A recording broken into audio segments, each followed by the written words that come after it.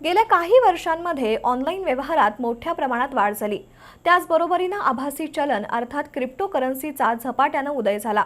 ही currency केवळ अस्तित्वात आली नाही तर अगदी थोड्या कालावधीत त्याच्या मूल्याने गरुड भरारी घेतली।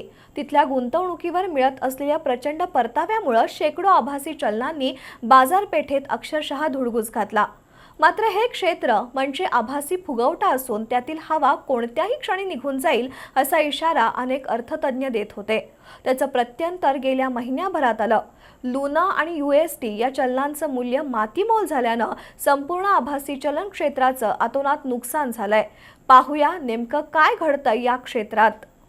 सर्वसामान्य व्यक्ती ते मोठमोठ्या गुंतवणूक कंपन्या सर्वच जण अधिक परतावा देणाऱ्या माध्यमांच्या शोधात असतात। विशेषतः जेव्हा व्याजदर कमी असतो, शेअर बाजारात मंदी असते, अशा वेळी ही शोध मोहीम तीव्र होते। पूर्वी अशा परिस्थितीत सोन्या चांदीची खरेदी केली जायची, पण गेल्या 12 वर्षांमध्ये क्रिप्टोकरन्सी अर्थात आभासी चलनाला पसंती मिळू लागली। 2005च्या सुमाराला जगातल्या दिग्गज चलनांना आव्हान देण्यासाठी आणि नियंत्रणमुक्त चलन अस्तित्वात आणण्याचा प्रयत्न सुरू झाला। त्याच दरम्यान बिटकॉइन हे आभासी चलन बाजारपेठेत आलं आणि अवघ्या 5-7 वर्षात त्याचा बोलबाला सुरू झाला। बिटकॉइनमधली गुंतवणूक म्हणजे अफाट नफा असं समीकरण तयार झालं। साहजिकच त्या पाठोपाठ बिनान्स, टेथर, टेरा, कार्डॅनो, डॉजकॉइन, ल्युना, इथेरियम, XRP अशी शेकडो चलनं उतरली। या सर्वच ठिकाणी केलेली गुंतवणूक अवघ्या 6 महिन्यात दुप्पट झाल्याचं चित्र होतं। साहजिकच सोन्याची नवी खाण सापडल्याचा प्रत्यय अनेकांना आला।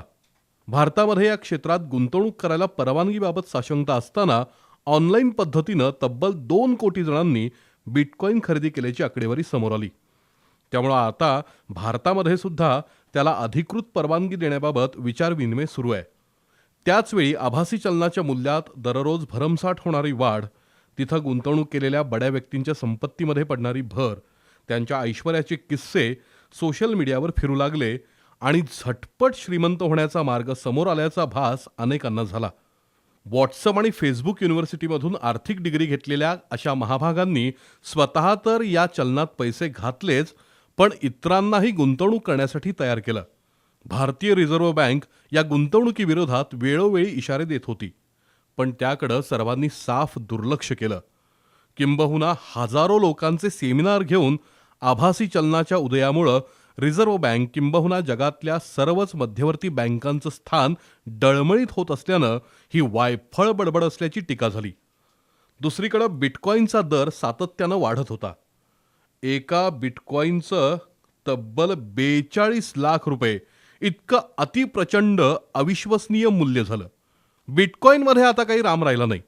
इतर आभासी चलनाच्या मागे आता लागूया असा प्रचार आणि प्रसार सुरू झाला आणि गेल्या वर्षभरात भारतात आणि जगात हजारो आभासी चलनं कुत्र्यांच्या छत्र्यांसारखी उगवली। त्यांचं मूल्य कोण ठरवत होतं, त्याच्यावर कुणाचं नियंत्रण आहे, कसली नियमावली आहे याबाबत काडी मात्र माहिती नसतानाही सर्वसामान्य व्यक्ती ते अगदी पॉलिश्ड गुंतवणूकदार या क्षेत्रात गुंतवणूक करत होते। जगातली सर्वात श्रीमंत व्यक्ती एलन मस्क आभासी चलनात गुंतवणूक करतात, मग आपण करायला काय हरकत आहे असं म्हणत अनेकांनी पैसे टाकले। काही काळ पैसा दीडपट दुप्पट झाला असा आभास निर्माण झाला।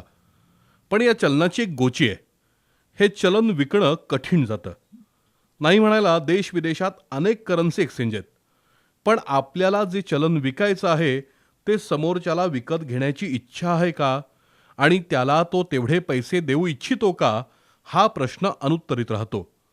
जेव्हा लुना करन्सी गडगडली तेव्हा अनेक एक्सचेंजनी त्यांचे व्यवहार अचानक थांबवून गुंतवणूकदारांना एक प्रकारे दणका दिला। लुना आणि USDचा प्रवास धक्कादायक आहे। एप्रिल महिन्यात या चलनाचं मूल्य $100 इतकं होतं आणि त्याचं बाजार मूल्य $40 अब्ज होतं। आज त्याचं मूल्य केवळ 10 सेंट इतकं झालंय।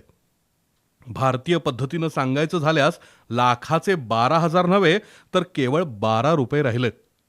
याच दरम्यान बिटकॉइन, डॉजकॉइन, इथेरियम, INS या सर्व चलनांचं मूल्य निम्म्याहून कमी झालंय। काहींचं मूल्य 75% घटलं। भारताचा विचार केल्यास इथल्या गुंतवणूकदारांना दुहेरी आव्हानाला सामोरं जायचंय। प्रचलित आभासी चलनांचा कोसळलेला दर कधी सावरतो याची प्रतीक्षा करायची आहे। या व्यक्तींना एखाद्या वेळेला दिलासा मिळू शकेल. पण बोगस क्रिप्टोकरन्सीच्या जंजाळात सापडलेल्या व्यक्तींच्या पदरी निराशाच येणार आहे. हे क्षेत्र बुडून जाईल की नव्यानं उभारी घेईल याकडं संपूर्ण अर्थजगताचं लक्ष लागलंय. बी न्यूजसाठी वृत्तसंकलन विभागासह अमोल माळी.